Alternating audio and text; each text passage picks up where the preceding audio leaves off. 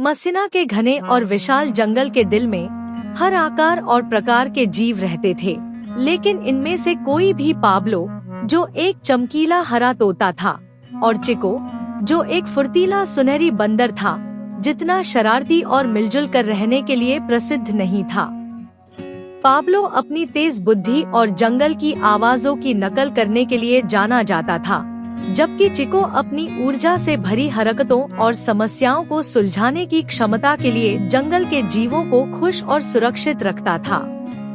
एक दिन जब ये दोनों हरियाली में मस्ती कर रहे थे, उन्होंने एक अजीब आवाज सुनी, मशीनों का गुर्राना और कुल्हाड़ियों की आवाज।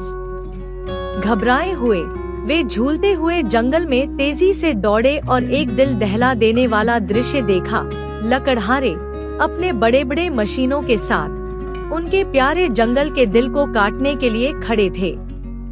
पेड़, जो न केवल पाब्लो और चिको का घर थे, बल्कि ढेर सारे अन्य जीवों के भी खतरे से कांप रहे थे।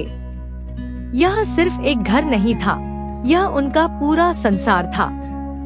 इस गहरे खतरे को महसूस करते हुए पाब्लो और चिको ने ठान लिया कि वे अपनी शरणस्थली की रक्षा करेंगे। पाब्लो की तेज आवाज, जो जंगल के सबसे जोरदार गर्जन को भी चुनौती देती थी, जानती थी कि क्या करना है।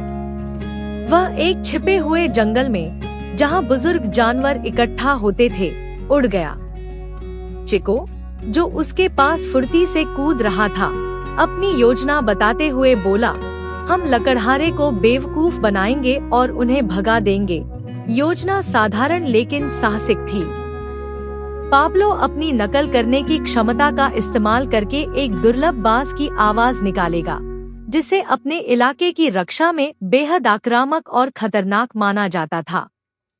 इस दौरान चिको जंगल के जीवों को एक उथल-पुथल मचाने के लिए कहेगा, ताकि ऐसा लगे कि जंगल में खतरनाक जानवर हैं। जैसे ही सुबह हुई, योजना ने उड़ान भरी। पाब्लो एक ऊंची शाखा पर बैठकर बांस की आवाजों का ऐसा शोर मचाया कि लगता था जैसे सूरज भी रुककर सोचने लगा हो। वहीं चिको ने जंगल के सभी जानवरों को इकट्ठा किया और वे सब अपनी ऊर्जा के साथ शोर मचाते हुए ऐसा महसूस करा रहे थे जैसे पूरी जमीन हिल रही हो। उन डरावनी आवाजों और हलचल से लकड़हारे डर गए। हर झरझराती पत्तियों की आवाज, हर कड़ी छाया उनके दिलों में डर और बढ़ा रही थी। उन्हें लगा कि यह जंगल भूत प्रेत या शापित है, और वे जल्दी जल्दी अपने औजार समेटते हुए उस जगह को छोड़कर चले गए। जीत के बाद पाब्लो और चिको ने देखा कि मशीनें दूर क्षितिज में गायब हो गईं, और उनका जंगल फिर से सुरक्षित हो गया। उसका हरा भरा दिल अब और भी ज्यादा जोश और ताकत से धड़क रहा था, यह जानकर कि उसके पास ऐसे बहादुर रक्षक हैं।